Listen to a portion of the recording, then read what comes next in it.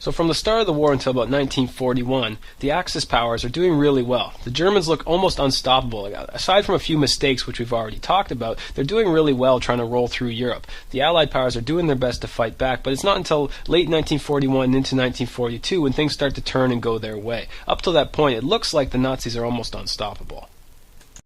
Alright, so as we discussed earlier, this is one of the most pivotal moments in World War II. This is when the Japanese try to take the Americans out of the Pacific by launching one massive attack and taking them out of the war entirely. Unfortunately, this doesn't work, but on December 7, 1941, the Japanese launched an offensive against the Pearl Harbor base in Hawaii, hoping to knock the U.S. out before they have a chance to get involved. Alright, so the attack on Pearl Harbor did a couple things. First off, it greatly angered the United States to the point where they entered the war the very next day. Now this is a big problem for the Japanese in particular because they were really hoping they wouldn't have to fight the Americans and that a sneak attack would take them out of the war. Unfortunately for them, that did not work out so well.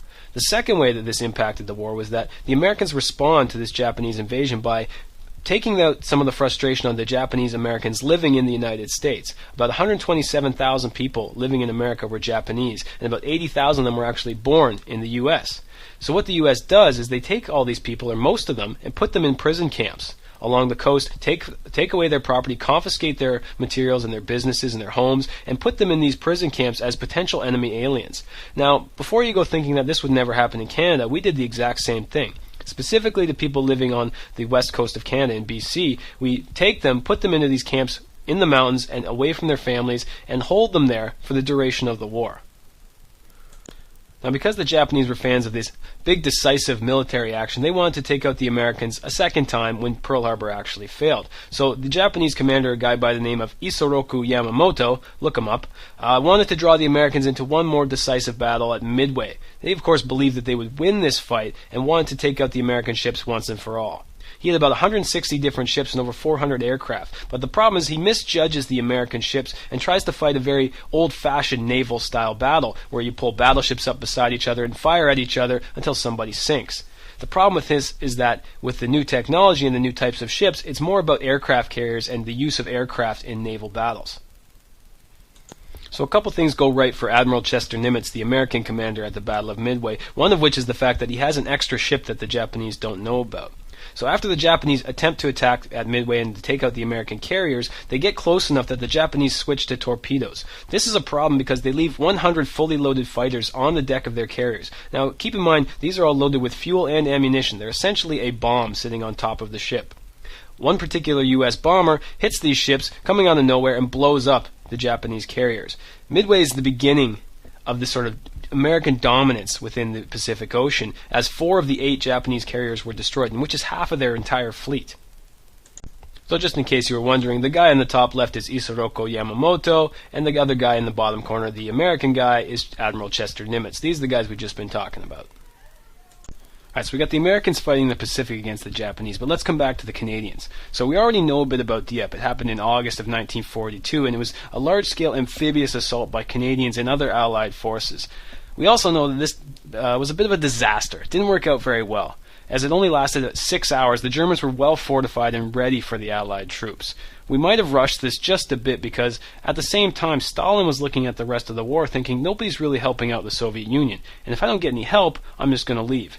And so the other Allied forces look at this and say, well, we can't really let that happen, so let's do something. If we don't do something, Stalin's going to be mad. So they offered up Dieppe. And Dieppe might have been a bit of a sacrifice, it might have been a learning opportunity, but either way, it was not a very well-planned battle. The idea was that paratroopers were going to land behind the German lines, and once they're there, start taking out the German fortifications. Unfortunately, the weather doesn't really cooperate. The battleships can't get close enough to help the troops out. The scouting was really bad, so we didn't know what kind of beach we were getting onto, and so the tanks and the troops couldn't really move up the beach, as well as the German gun posts were much, much better than we originally thought. All in all, this was not a very good plan, but it did teach us a few things. We learned a little bit about how to land an amphibious assault, and we also learned what not to do in a battle.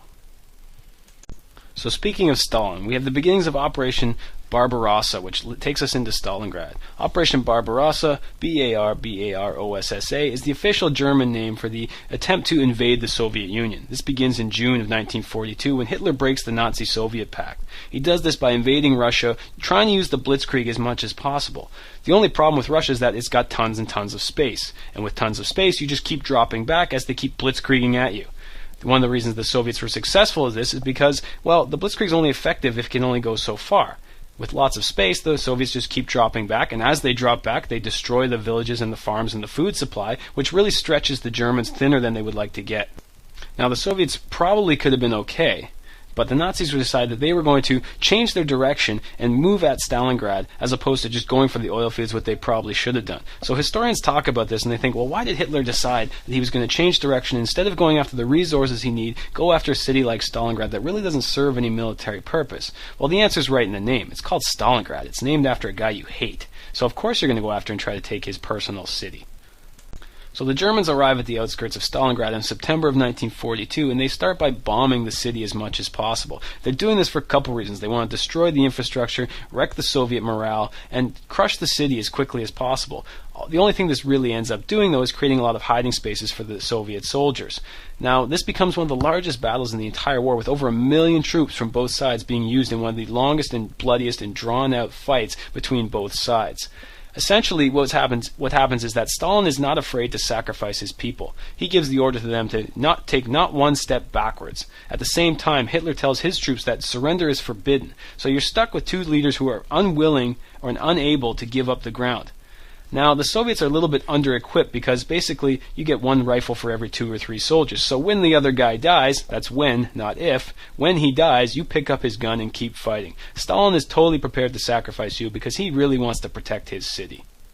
Now, with the horrible conditions, the severe cold, the lack of food, the no water, the no heat, it's incredible that they were able to fight for as long as they did. The battle essentially lasts till February of 1943, when it becomes apparent that the Soviets have better equipment for the cold and more soldiers willing to fight and able to fight. The Germans are so far away from their homeland and from their support and their supplies that it becomes impossible for them to carry on the fighting, especially when the combat turns to a sort of house-to-house guerrilla warfare style fighting that they hadn't really seen before and hadn't had a chance to get too used to.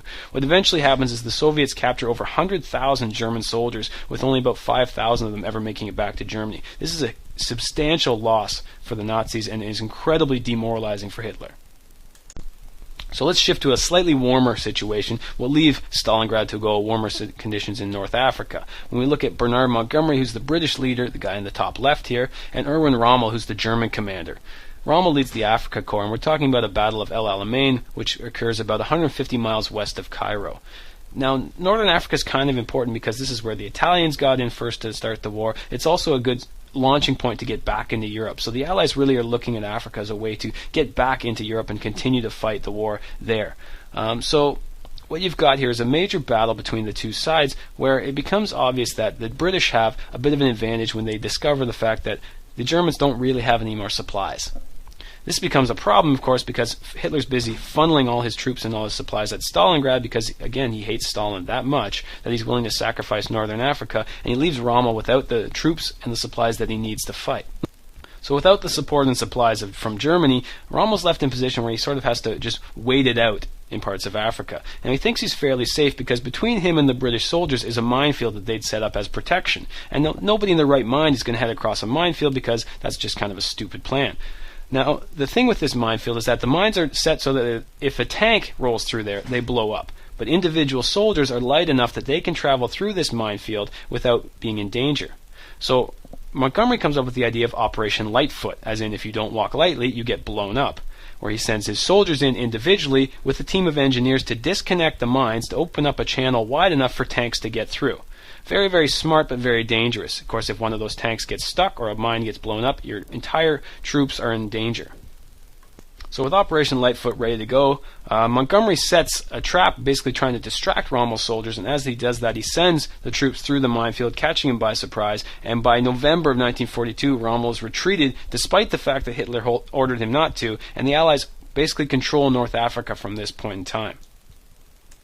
Now just a little bit of information on Rommel. As we already talked about, he's kind of well respected on both sides of the war, to the point where some are actually quite jealous of him. But clearly not this guy, as you can tell by his quote, that there's no way he's at all jealous of Rommel.